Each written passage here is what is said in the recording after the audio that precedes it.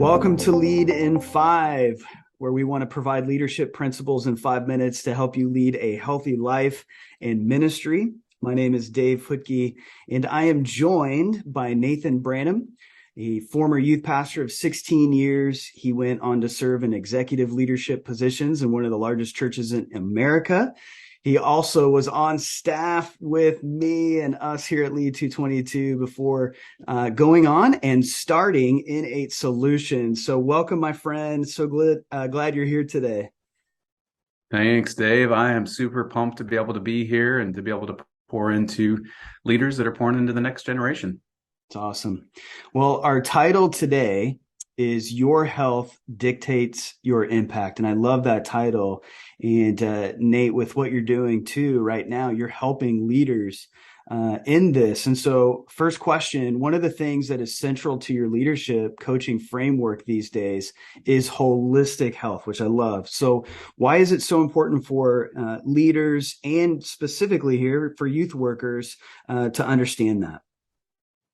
Yeah, I think it's super important. And one of those things that we often overlook as leaders and particularly youth leaders, because we focus so much on the actual organization or the ministry or the job products that we're focused on. But the reality is that everything actually hinges on that foundation, which is our own personal health. So if we're not healthy, there is no way that we can lead a healthy ministry. Plain and simple as that. Like there is no way. And many of us have seen this. Like we've seen in churches. I know it's kind of a buzzword even in a lot of churches over the last couple of years about, toxic work environments and all that stuff.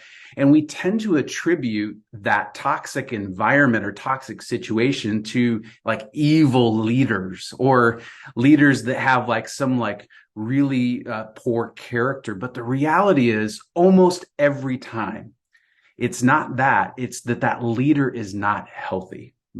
And so if they are not healthy, they are not able to lead a healthy ministry or an organization. And we've seen leaders that have made terrible decisions. And it always stems back to the fact that they're not healthy.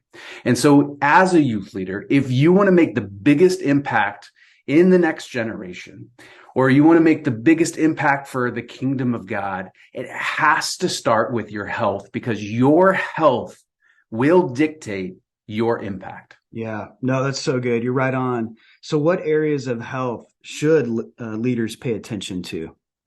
Yeah, I think it's easy for us when we talk about health to immediately jump to physical health because we think about things like fitness or nutrition or even just like illnesses. And so that's really easy for us to grasp that concept. But we have 5 other areas that we need to pay attention to. And I call all 6 of these together, including your physical health, the 6 domains of health.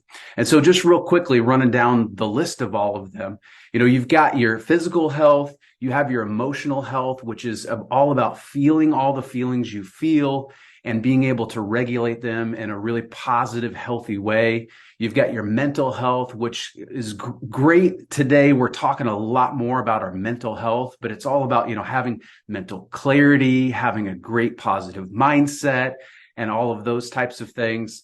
Then you've got your spiritual health. And this is really easy for youth leaders to grasp a hold of because we understand that it's tied into what we do. But it's not just about the spiritual part of what we do with our job. It is actually having a healthy and vibrant relationship with Jesus ourselves. And this gets overlooked more than you think.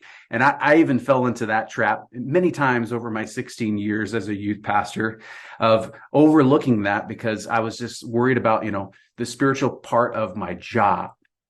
Aside from that, we've got our relational health, which is all about having really positive and healthy relationships, making sure that we are managing conflict in a really healthy way, knowing that we're living at peace with everyone, like Romans 12 encourages us to do. Do everything we can do to live at peace with everyone, and making sure that we get our relational needs met because we do have relational needs, every single one of us. And then that last piece is vocational health. Our vocational health is all about making sure that we are aligned with God's specific calling on our lives and that job that we're doing, that vocation we're doing, aligns with what God has called us to do. And it's about making sure that it's a healthy environment for us to work in and not one that's going to be toxic. We want it to be life-giving to us. But the reality is all of those things tie together. When one of those dips, it impacts the other five. And we see this over and over and over again. So if you're really struggling, like with your mental health, you've got lies stirring in your head, that's going to impact your emotions. And then that's going to impact your relationships. And then that's going to impact your vocation. So we have to do a really great job of looking at all six of those from a holistic standpoint. No, that's so good. And understanding, the holistic side of that. So as we wrap up here and get kind of specific on maybe some practical steps, how do youth workers get serious or take ground in their health? Yeah, that's a great question. And one that I don't want to oversimplify with my question, but it really falls down to three different steps that we need to take. Starts first with our identity. Always starts with our identity. When we start with certain behaviors or habits that we want to instill, we are always going to fail. It always starts with our identity. Who are we? Who does God say that we are? And who do we want to be? And so projecting the future version of ourselves and what do we want that person to look like? We have to start there. Second, we have to start with a great assessment of where we're at in that current state right here today. Where am I at? Because you can't ever get to where you're going if you don't know where you're at right now. So that's number two. And the third part is you can develop a plan to help you to get to where you want to be. And so the identity work helps chart the path or the destination that you want. The assessment helps you understand where you're at. And it's the plan that helps you to understand the route to get there. So it really falls down to those three things. Nate, that is fantastic. And the work that you're doing as well is incredible. So thankful for you. And those of you that are watching and listening, if you don't have a coach or mentor, listen, your health is so important.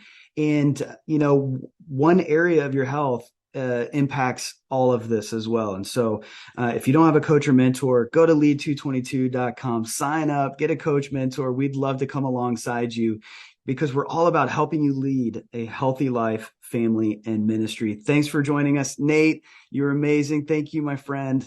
We really appreciate it. Thanks for having me. We'll see you next time on Lead in 5.